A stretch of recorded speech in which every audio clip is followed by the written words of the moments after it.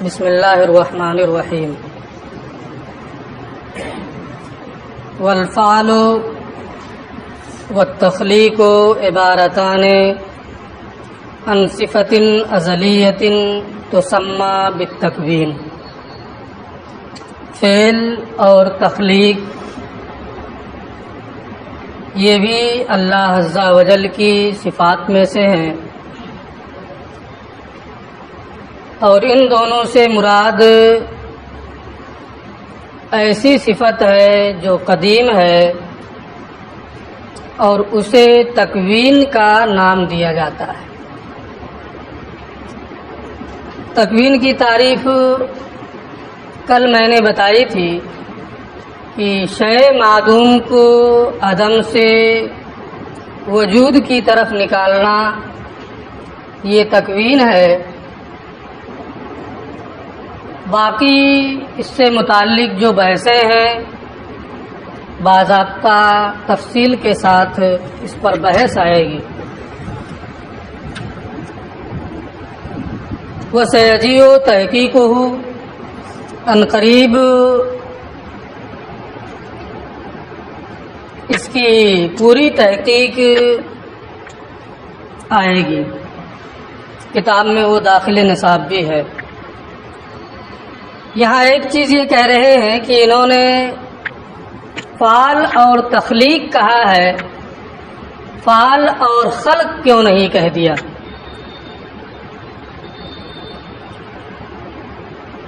وعدل عن لفظ الخلق، خلق کے لفظ کو چھوڑ کر کے تخلیق کا لفظ استعمال کیا. لشیوع استعمالہ فی المخلوق، اس لیے کہ خلق کا لفظ مخلوق کے معنی میں شائع اور ضائع ہے. عام طور پہ خلق بول کر کے مخلوق مراد لیتے ہیں تو معنی مصدری کی جانب یہاں اشارہ نہیں ہو پائے گا کہ معنی مصدری ہی مراد ہے.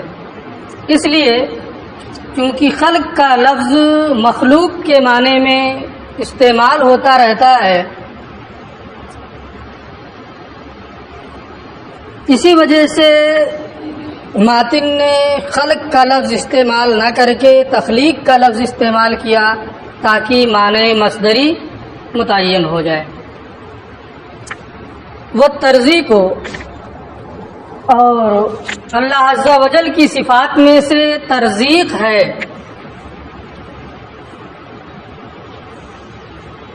وہ تکوین مخصوص،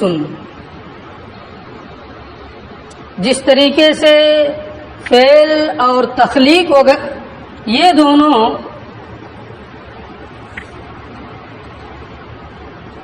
تکوین سے ہے، اسی طریقے سے ترزیق بھی ایک مخصوص تکوین کا نام ہے.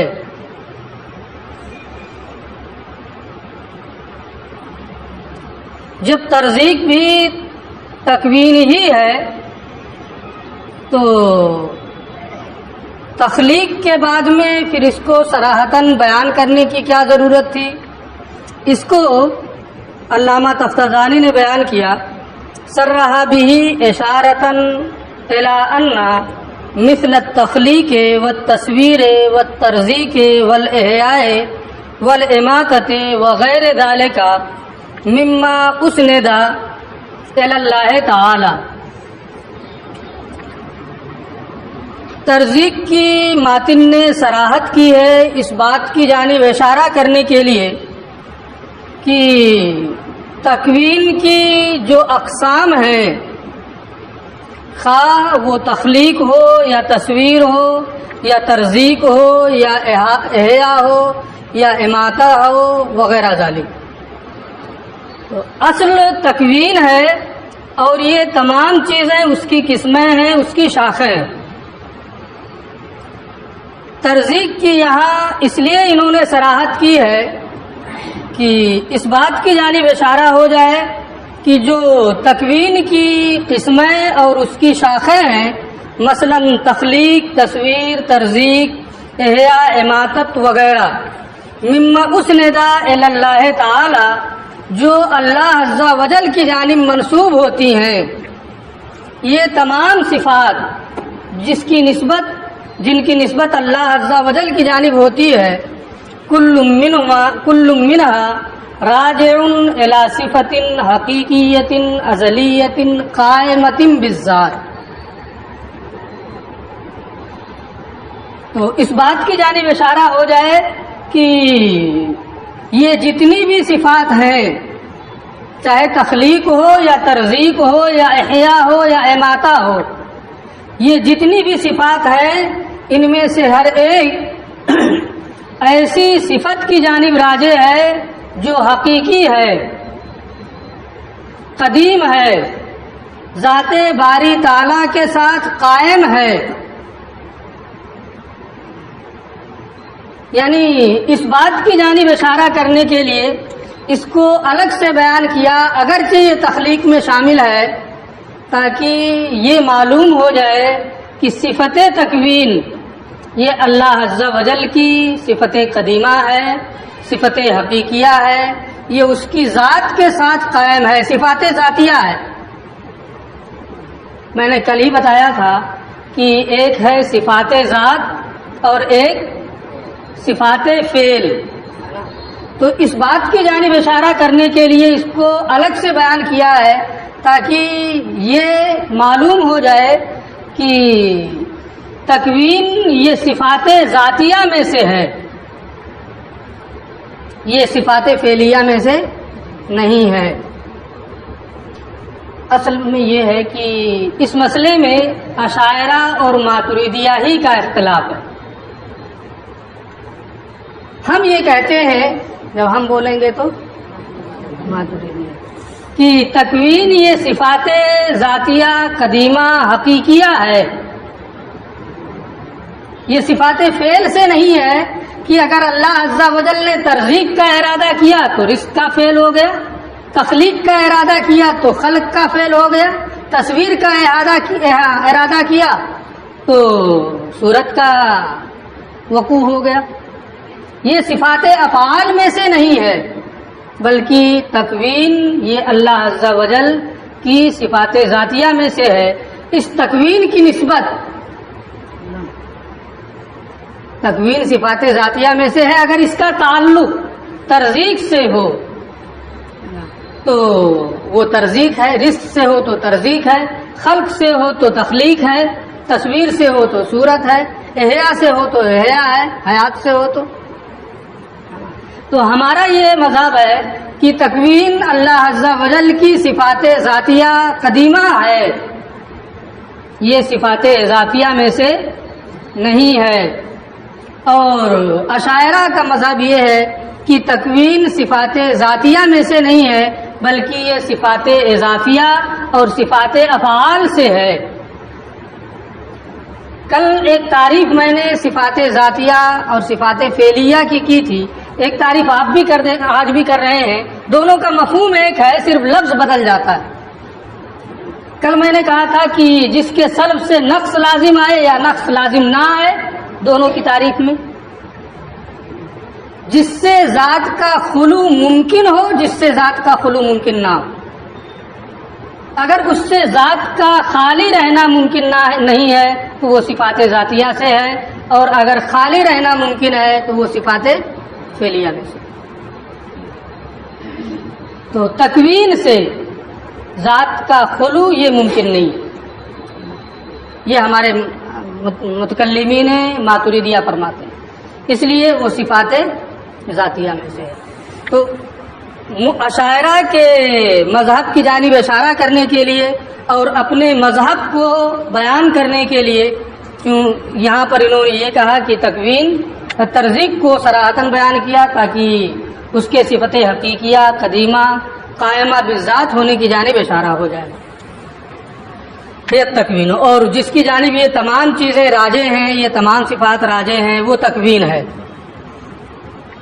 تو یہ صفات ذات میں سے ہے، لا کما زعم الاشعری، ایسا نہیں جیسا امام اشعری نے خیال کیا ہے، من انہا اضافات، کہ یہ صفات اضافیہ ہیں، دوسرے کی جانب نسبت کرتے ہوئے جو صفت بنے،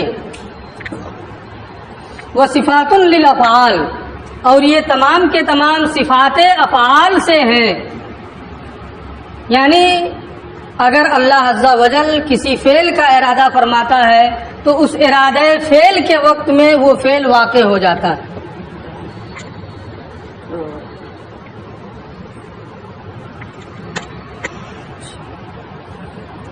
لا کما زعم الاشعری من انہا اضافات و صفات للافعال ہے. تو امام اشعری رحمۃ اللہ تعالی علیہ کا مذہب یہ ہے کہ تکوین صفات اضافیہ میں سے ہے، صفات افعال میں سے ہے. ہمارا مذہب یہ ہے کہ تکوین صفات ذاتیہ میں سے ہے اور صفات ازلیہ ہے، حقیقیہ ہے، قدیمہ ہے. اس کے بعد والکلام، تو 7 صفات کا بیان ہوا ہے. 8ویں صفت اللہ عز و جل کی کلام ہے، وہ صفت ازلیۃ، یہ بھی صفت قدیمہ ہے، صفت ازلیہ ہے. اور جو اللہ عز و جل کی صفت ازلی ہے وہ معنی نفسی ہے. نور الانوار پڑھتے وقت یا پڑھیں گے جب تو اس میں آئے گا کہ ایک کلام نفسی ہے اور ایک کلام لفظی ہے. تو جو قدیم ہے ذات باری تعالیٰ کی صفت ہے وہ کیا ہے؟ کلام نفسی. اور کلام لفظی یہ ذات باری تعالیٰ کی صفت نہیں ہے. کلام لفظی کے ذات باری تعالیٰ کی صفت نہ ہونے کا یہ مطلب نہیں ہے کہ ہمارے پاس جو قرآن ہے وہ اللہ کا کلام نہیں. یقیناً وہ اللہ کا کلام ہے، اور جو ہم پڑھتے ہیں وہ اللہ کا کلام پڑھتے ہیں. جو ہمارے سینے میں محفوظ ہوتا ہے وہ اللہ کا کلام ہوتا ہے. جو ہم لکھے، جو ہم نے لکھا، ہمارا لکھا ہوا جو ہے نا قرآن کی صورت میں، وہ اللہ کا کلام ہے. ایسا نہیں کہ وہ اللہ کا کلام نہیں، صرف اللہ کے کلام پر اس کی دلالت ہو رہی ہے. جو مقروء ہے وہ بھی اللہ کا کلام ہے، جو مکتوب ہے وہ بھی اللہ کا کلام ہے، جو سینوں میں محفوظ ہے وہ بھی اللہ کا کلام ہے. فرق صرف اتنا ہے کہ ہمارا پڑھنا حادث ہے. فرق کیا ہے؟ مقروء یہ قدیم ہے، اللہ کی صفت ہے، اور ہماری قرات جو ہے، ہمارا پڑھنا یہ حادث ہے. مکتوب جو ہے وہ قدیم ہے، ہمارا لکھنا جو ہے وہ کیا ہے؟ حادث ہے. سینوں میں حفاظ کے جو محفوظ ہے وہ یقیناً کلام الہی ہے. ہاں، حفظ جو ہے یہ حادث ہے. اس پر اعلیٰ حضرت کا باضابطہ ایک رسالہ ہے، اتنا ساری تفصیل نہیں بتائی جا سکتی. انوار المنان فی توحید القرآن، تقریباً 50-60 صفحات میں ہے، اس کو مطالعہ کر سکتے ہیں. جتنا میں نے بتا دیا آپ کے لیے اتنا کافی.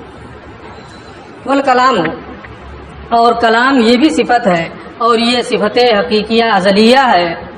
عبر عنہا بالنظم المسمى بالقرآن، اس کی تعبیر اس نظم سے کی جاتی ہے. تعبیر اس کی جاتی ہے، یعنی کلام نفسی جو ہے، صفت ازلیہ قدیمہ جو ہے، اس کی تعبیر کی جاتی ہے اس نظم سے جسے قرآن کا نام دیا جاتا ہے.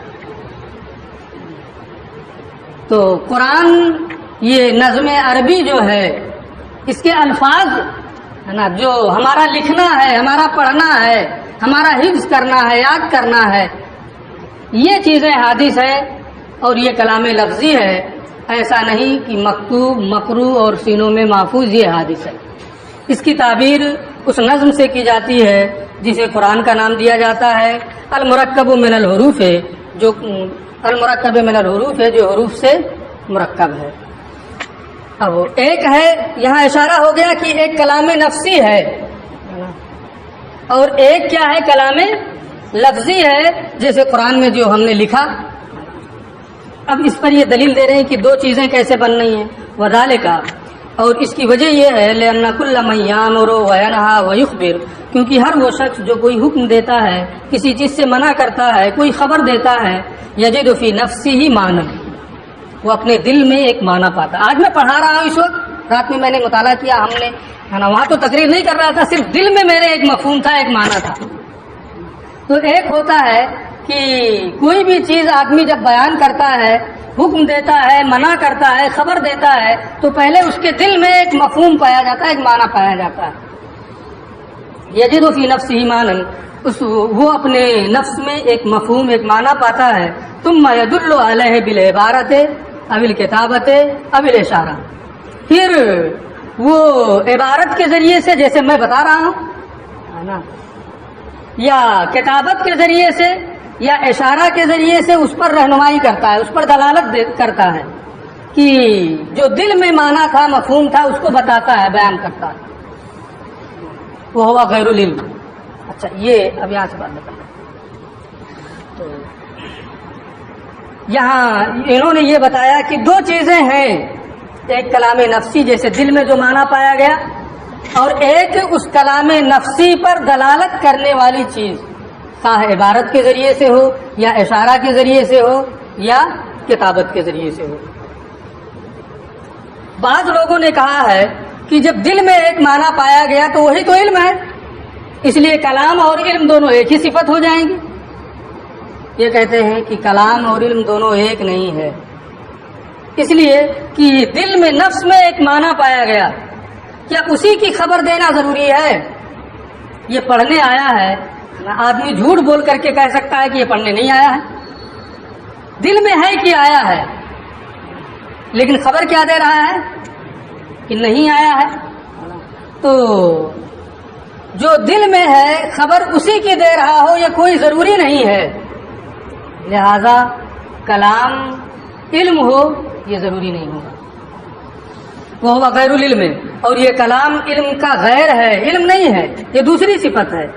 کیوں؟ اذ قد یخبر اما لم یعلم، کیونکہ کبھی انسان خبر دیتا ہے ایسی چیز کے بارے میں جسے وہ جانتا ہی نہیں، بلکہ اس کے خلاف جانتا ہے، جانتا ہے کہ یہ پڑھنے آیا ہے، پھر بھی کہہ رہا نہیں آیا.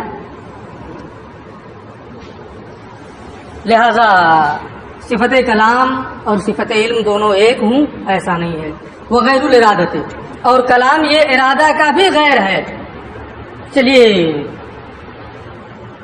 اگر کلام صفت علم نہیں ہے تو صفت ارادہ ہے، جیسے ارادہ دل میں پایا ایسے ہی کلام کا بھی پہلے کلام نفسی ہے، وہ دل میں پایا گیا، نفس میں پایا گیا.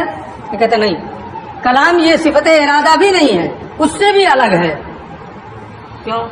اس لیے کہ کبھی ایسا بھی ہوتا ہے کہ آدمی کوئی کچھ کہتا ہے لیکن اس کا وہ ارادہ نہیں ہوتا.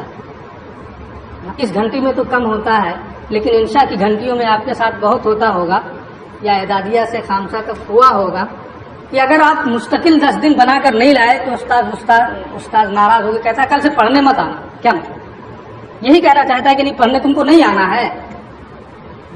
یہ نہیں کہنا چاہتا ہے کہ پڑھنے نہیں آنا ہے، بلکہ مقصد یہ ہوتا ہے کہ بنا کے لانا ہے، لکھ کے لانا ہے. تو یہاں ارادہ کچھ اور ہے، کیا کچھ اور ہے. لہذا دونوں چیزیں ایک نہیں ہو سکتی. مثال یہ دوسری دے رہے، اور یہ ارادہ کا بھی غیر ہے. لأنه قد يأمر بما لا يريد، اس لیے کہ انسان کبھی حکم دیتا ہے ایسی چیز کا جو اس کا ارادہ نہیں ہوتا ہے. کمن امر عبدہ، جیسے کہ وہ شخص جو اپنے غلام کو حکم دے قصدن الی اظہار عصیانہ، کہ اس کی نافرمانی کرے، وہ عدم امتثالہ لأوامرہ، اور اس کے حکم کی فرما برداری بجاوری نہ کرے. بہت ستاتا ہے اپنے غلام کو. لوگوں نے کیوں مارتے ہو؟ کہا بڑا نافرمان ہے. کہا اچھا، ہم لوگ تو دیکھتے ہیں بہت اچھا ہے، نیک ہے، صالح ہے. کہا ٹھیک ہے، دکھا دیتے. اب پانی لانے کا حکم دیا تو کیا مطلب ہے؟ لوگوں کو دکھانا چاہتا ہے کہ نافرمان ہے، تو اس کا مقصد کیا ہوگا کہ نہ لائے، حکم کی بجاوری نہ کرے. لیکن حکم دے رہا ہے، ارادہ کر رہا ہے کہ کرے. وَيُسَمَّى هَذَا كَلَامٌ نَفْسِيٌّ، یہی جو علم کا غیر ہے، نہ ارادے کا بھی غیر ہے، دل میں جو معنی پایا گیا اسی معنی کا نام کیا ہے؟ کلام نفسی. علامہ اشارہ علیہ افضل بقولہ، جیسا کہ افضل نے اس کی جانب اپنے اس قول میں اشارہ کیا ہے، ان الکلام لفی الفؤاد، کلام تو وہی ہے جو دل میں، اور زبان کو دل پر رہنما بنایا گیا ہے. تو اس میں بھی اشارہ وہی ہے کہ کوئی بھی بات ہو تو پہلے ایک دل میں نفس میں ایک معنی پایا جاتا ہے. وقال عمر رضی اللہ تعالیٰ عنہ، حضرت عمر رضی اللہ تعالیٰ عنہ نے ارشاد فرمایا، یہ خلافت کے موقع پر جب حضرت عبادہ ابن صامت کے مقام پر بحث ہو رہی تھی اور یہ وہاں جانے والے تھے، انی زورت فی نفسی مقالتاً، میں نے اپنے دل میں ایک عمدہ تقریر سوچ رکھی تھی، ایک اچھی بات سوچ رکھی تھی. وَكَثِيرًا مَا تَقُولُ لِصَاحِبِكَ، اکثر آپ اپنے دوست سے کہتے ہیں، ان فی نفسی کلامًا، میرے دل میں ایک بات ہے، میں چاہتا ہوں کہ تم سے بیان کر دوں. تو اس کا مطلب یہ ہے کہ دل میں ایک کوئی چیز ہوتی ہے، پھر اس پر کلام کے ذریعے سے، عبارت کے ذریعے سے، اشارہ کے ذریعے سے ہے نا رہنمائی کی جاتی ہے. تو وہ دلیل علی ثبوت صفت الکلام، اور صفت کلام کے ثابت ہونے کی دلیل اجماع امت ہے. تمام امت متفق ہے کہ اللہ عز و جل کے لیے صفت کلام ثابت ہے، اور یہ ہمارے لیے سب سے بڑی دلیل ہے. وتواتر النقل عن الانبیاء علیہم السلام، اور انبیاء کرام سے تواتر کے ساتھ منقول ہے، انہ تعالی متکلم، کہ اللہ عز و جل متکلم ہے، اور انبیاء کرام صادق ہیں، ان سے تبلیغ کے معاملے میں کہیں سہو کا امکان نہیں ہوتا ہے. جب وہ کہہ رہے ہیں کہ اللہ متکلم ہے تو اس کے لیے صفت کلام کا ثبوت ہوگا، کیونکہ ماخذ اشتقاق کے بغیر متکلم کا ثبوت نہیں ہو سکتا. معلقت باستحالت التکلم من غیر ثبوت صفت الکلام، اس لیے کہ تکلم صفت کلام کے ثابت کے ثبوت کے بغیر تکلم کا پایا جانا محال ہے. اس لیے اللہ عز و جل کے لیے صفت کلام کا ثبوت ہے. کہاں سے آ رہے ہو؟ کیا کر رہا تھا کمرے میں؟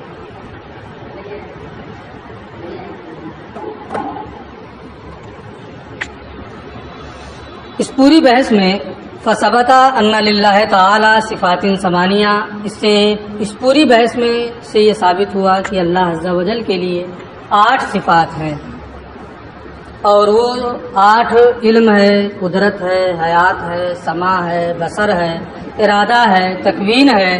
تکوین کی مختلف شاخیں ہیں، فعال ہے، تخلیق ہے، ترزیق ہے، تصویر ہے، اماتت ہے، احیاء ہے، قبض ہے، رفع ہے، وغیرہ ذالک. اور 8ویں صفت کلام ہے. وَلَمَّا كَانَ فِي الثَّلَاثَةِ الْأَخِيرَةِ، باقی جو ہے کہ صفت علم ہے، صفت قدرت ہے، حیات ہے، سماع ہے، بصر ہے، اس کو تو بہت تفصیل سے بیان کیا، بہت آسان بحث بھی تھی، بہت آسانی سے سمجھ بھی گئے آپ. لیکن ارادہ کی جو بحث ہے، تکوین کی جو بحث ہے، کلام کی جو بحث ہے، اس میں کچھ تشنگی محسوس ہوتی ہے، لگتا ہے کہ اس کی مزید تفصیل ہونی چاہیے. علامہ فرماتے ہیں کہ وَلَمَّا كَانَ فِي الثَّلَاثَةِ الْأَخِيرَةِ، اخیر کی 3 صفات میں زیادت و نزائن و خفائن، جب اخیر کی 3 صورتوں میں اختلاف علماء کے درمیان زیادہ ہے، اس میں پوشیدگی بھی زیادہ ہے، کرر الاشارۃ الی اثباتها و قدمها، تو ان 3 صفات کے قدیم ہونے اور ان کے ثابت ہونے کی جانب دوبارہ اشارہ کیا. وفصل الکلام ببعض تفصیل، اور کلام کو کچھ تفصیل کے ساتھ پیش کیا.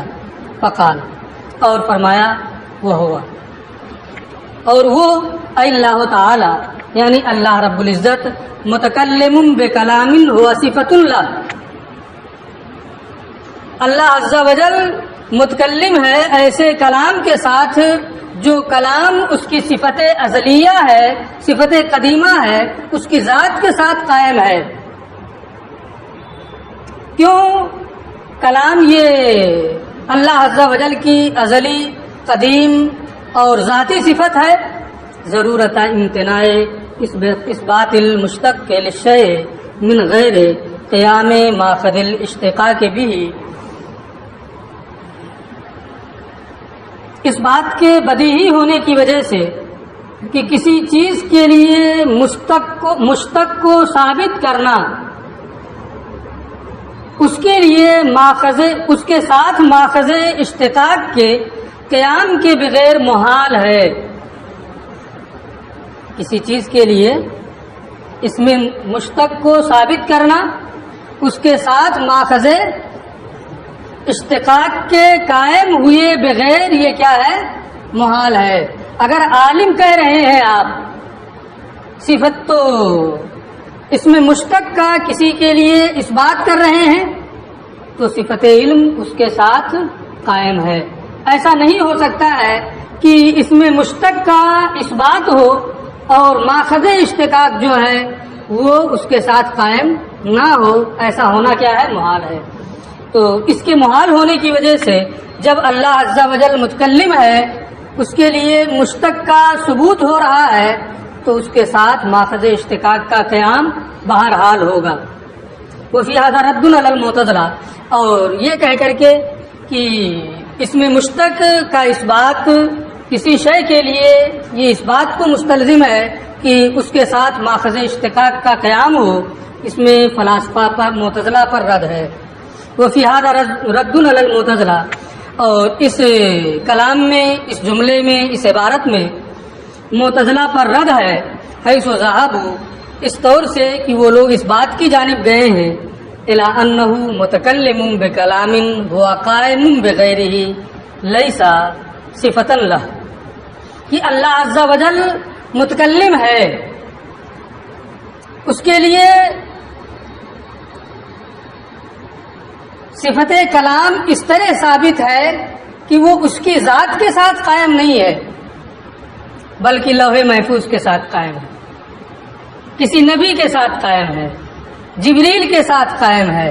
یعنی اس میں مشتق کا اس بات کسی کے لیے ہے اور ماخذ اشتقاق کا قیام کسی اور کے ساتھ ہے. یہ بات محال ہے کہ عالم میں ہوں اور صفت علم کا ثبوت آپ کے لیے ہو. یہ چیز بداہتاً محال ہے. لہذا فلاسفہ معتزلہ کا یہ نظریہ بھی غلط ہے، فاسد ہے، باطل ہے. حیث ذهبوا، اس طور پر کہ وہ اس بات کی جانب گئے ہیں کہ اللہ عز و جل متکلم ہے ایسے کلام کے ساتھ وہ قائم بغیرہ، جو دوسرے کے ساتھ قائم ہے. اب وہ دوسرا کیا ہے؟ ان میں خود ہی اختلاف ہے. بعض لوگ کہتے ہیں کہ لوح محفوظ ہے، بعض کہتے ہیں کہ جبریل ہے، بعض کہتے ہیں کہ انبیاء کرام ہے، یا ان میں سے سب ہیں، ہے نا. اللہ عز و جل متکلم ہے اور صفت کلام ان سب کے ساتھ قائم ہے. لیس صفۃ لہ، اور یہ کلام اللہ عز و جل کی صفت نہیں ہے. ازلیت، اور اللہ عز و جل کے لیے صفت کلام کا ثبوت ہے اور وہ صفت قدیم ہے، ازلی ہے، ہمیشہ سے ہے. کیوں ہمیشہ سے ہے؟ یہ دلیل آپ بار بار پڑھ چکے ہیں. ضرورت امتناع قیام الحوادث بذاتہ تعالی، اس بات کے بدیہی ہونے کی وجہ سے کہ ذات باری تعالیٰ کا محل حوادث ہونا محال ہے. حوادث کا ذات باری تعالیٰ کے ساتھ قائم ہونا اس کے محال ہونے کی وجہ سے، اور اگر حوادث ذات باری تعالیٰ کے ساتھ قائم ہوں تو ذات باری تعالیٰ کا محل حوادث ہونا لازم آئے گا. اور اس کا ابطال اس سے پہلے 2-3 مرتبہ ہو چکا ہے. تو اگر صفت کلام اللہ عز و جل کی صفت ازلیہ قدیمہ نہ ہو تو ایسی صورت میں ذات باری تعالیٰ کا محل حوادث ہونا لازم آئے گا، اور ذات باری تعالیٰ کا محل حوادث ہونا یہ باطل ہے. لہذا اللہ عز و جل کے لیے جو صفت کلام ہے وہ صفت ازلیہ اور قدیمہ ہے. لیس من جنس الحروف والاصوات، یہ حروف و اصوات کے جنس سے نہیں ہے، یہ حروف کی جنس سے نہیں ہے اور اصوات کی جنس سے، آواز کی جنس سے نہیں ہے. حروف جو ہیں یہ حادث ہے، آواز جو ہے یہ حادث ہے. اگر اور اللہ اس کے لیے ضروری ہے کہ زبان ہو، ہے نا، اور ساری چیزیں ہوں. اللہ ان تمام چیزوں سے منزہ ہے. اس لیے اللہ کا جو کلام ہے متکلم ہے، ایسی صفت کلام کے ساتھ، ایسے صفت کلام کے ساتھ جو ازلی ہے اور وہ حروف و اصوات کی جنس سے نہیں ہے. حروف و اصوات کی جنس سے کیوں نہیں ہے؟ کیا دلیل ہے کہ اللہ عز و جل کے لیے جو صفت کلام کا ثبوت ہے وہ ازلی ہے اور حروف و اصوات کی جنس سے نہیں ہے؟ اس کو یہ بتاتے ہیں ضرورتان آراز، اس بات کے بدیہی ہونے کی وجہ سے کہ حروف و اصوات سب کے سب کیا ہیں؟ آراز کے قبیل سے ہیں. یہ سب کے سب حادث ہیں. مشروط حدوث و بازها بے انقضاء الباز، اور ان میں سے بعض حروف کا تلفظ، ان میں سے بعض حروف کا کہنا دوسرے بعض کے ختم ہونے کے ساتھ مشروط ہے. آپ کسی لفظ کا اگر تلفظ کر رہے ہیں، اس میں چند حروف ہیں، جب ایک حرف ختم ہوگا تب دوسرے کو آپ ادا کر سکتے ہیں.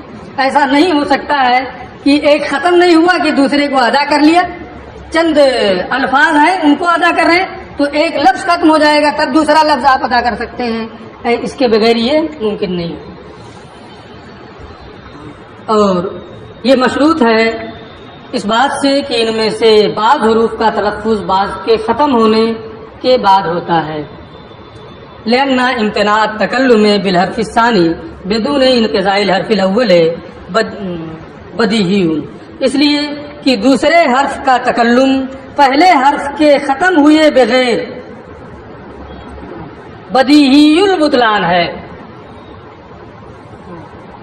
دوسرے حرف کا تکلم محال ہے، دوسرے حرف کے تکلم کا محال ہونا بدیہی ہے پہلے حرف کے تکلم کے بغیر، تکلم کے ختم ہوئے بغیر.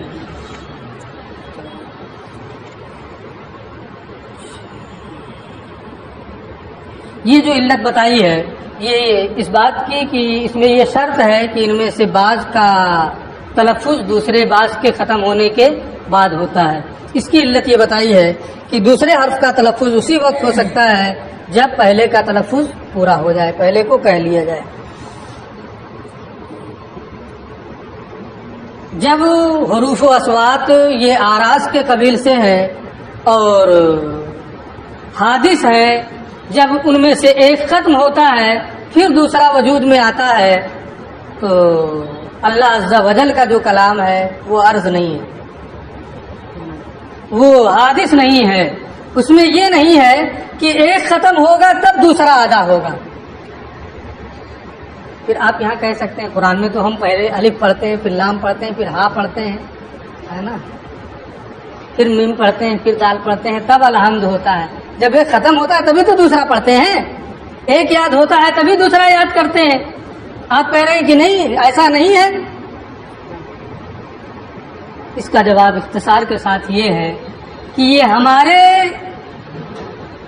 ہماری گویائی کا نقص ہے کہ ہم اس کو ایک ساتھ ادا نہیں کر سکتے. جتنی گویائی تکلم کی قوت اللہ عز و جل کی جانب سے ہماری زبان میں دی گئی ہے اتنا ہی تو کر سکتے ہیں. یہ ہماری زبان کا نقص ہے، اس کلام کا نقص نہیں. اس کلام میں تقدیم و تاخیر نہیں ہے، اس کلام میں اولیت اور بعدیت نہیں ہے، سب کے سب ایک ساتھ. یہ ہمارا نقص ہے کہ ہمارے پڑھنے میں، اسی لیے ہم نے کہا کہ ہمارا پڑھنا یہ حادث ہے، اس میں اولیت و آخریت ہوتی ہے، قبلیت اور بعدیت ہوتی ہے. ہمارا لکھنا یہ حادث ہے، اس میں اولیت اور بعدیت ہوتی ہے. لیکن جو ہم نے پڑھا اس میں قبلیت اور بعدیت نہیں ہے.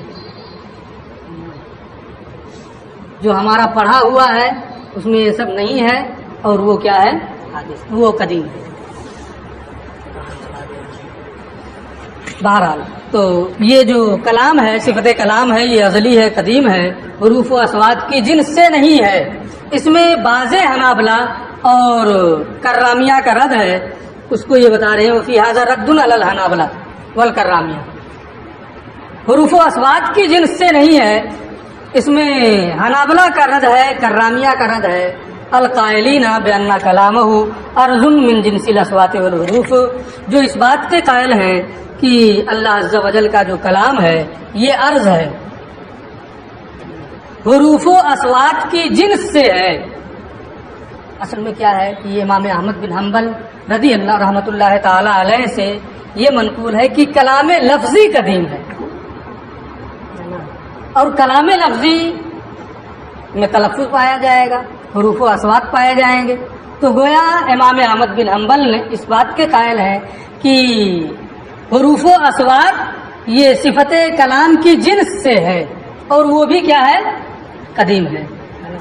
تو اسی کا یہاں یہ رد کر رہے ہیں کہ بأن کلام ہو، جو اس بات کے قائل ہیں کہ اللہ عز و جل کا کلام عرض ہے، حروف و اصوات کی جنس سے ہے، اس کے باوجود وہ قدیم ہے. جب عرض ہے حروف و اصوات کی جنس سے ہے تو پھر وہ قدیم کیسے ہوا؟ اللہ عز و جل اعضاء سے، جوارح سے پاک ہے، اور اس کے کلام میں، کلام کے لیے کوئی ضروری نہیں ہے کہ حروف پائے جائیں تبھی وہ متکلم ہو، اصوات ہو تبھی وہ متکلم ہو. یہ ہمارے لیے ہے. اللہ عز و جل کا قیاس اس پر قیاس الغائب علی الشاہد کے قبیل سے ہے، یہ باطل ہے. وہ ہوا اور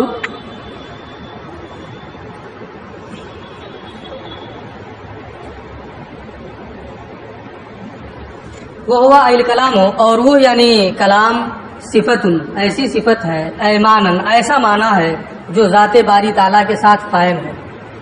منافیت للسکوت، یہ سکوت کے منافی ہے. سکوت کہتے ہیں الذی هو ترک التکلم مع القدرت علیہ، کہ تکلم پر قدرت ہوتے ہوئے قدرت نہ کرنا، تکلم نہ کرنا. بات کرنے کی قدرت ہے، اس کے باوجود بات نہ کرنا، یہ کیا ہے؟ سکوت ہے. تو اللہ عز و جل کے لیے جو صفت کلام ہے، یہ صفت کلام سکوت کے منافی ہے. والآفہ، اور اللہ عز و جل کے لیے جو صفت کلام ہے یہ اس کی ذات کے ساتھ قائم ہے، یہ کسی آفت کے بھی منافی ہے. آفت کا معنی ہے التی ہی عدم و مطاوعات الآلات، اور اس کا معنی یہ ہے کہ اسباب و آلات کا ساتھ نہ دینا، کا موافقت نہ کرنا.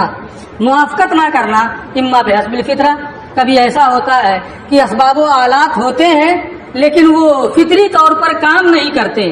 آنکھ ہے لیکن دیکھ نہیں سکتا ہے، زبان ہے لیکن بول نہیں سکتا ہے، گونگا ہے. تو کما فی الخرس ہے، جیسے کہ گونگے میں ہوتا ہے. او بحسب ضعفها وعدم بلوغها حد القوہ، یا کمزور ہونے کی وجہ سے اسباب اور آلات کام نہیں دیتے ہیں، اور قوت کی حد تک ان کے نہ پہنچنے کی وجہ سے وہ کام نہیں دیتے. کما فی الطفولیت، جیسے کہ بچپن میں ہوتا ہے کہ ایک ابھی بچہ چند دن کا ہے، پیدا ہوا ہے، وہ بات نہیں کر سکتا ہے، اس لیے کہ اس کی زبان ابھی قوت کی حد کو نہیں پہنچی ہے. اس کا بات نہ کرنا یہ ایسی آفت کی وجہ سے نہیں ہے جو فطری ہو.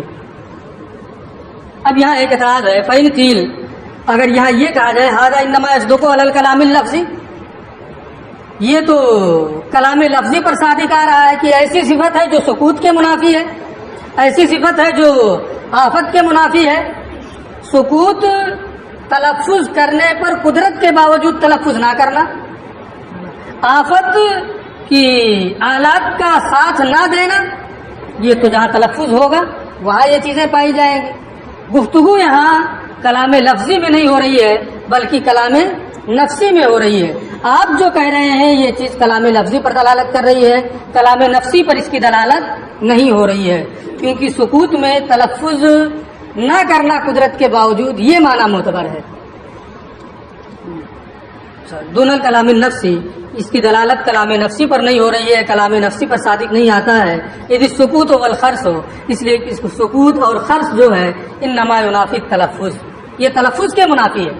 اور جب یہ تلفظ کے منافی ہے تو سکوت کے منافی ہونا، آفت کے منافی ہونا، یہ تلفظ کے منافی ہوا نہ. تو تلفظ کلام لفظی کا معنی یہاں پایا گیا، کلام نفسی کا معنی نہیں پایا گیا.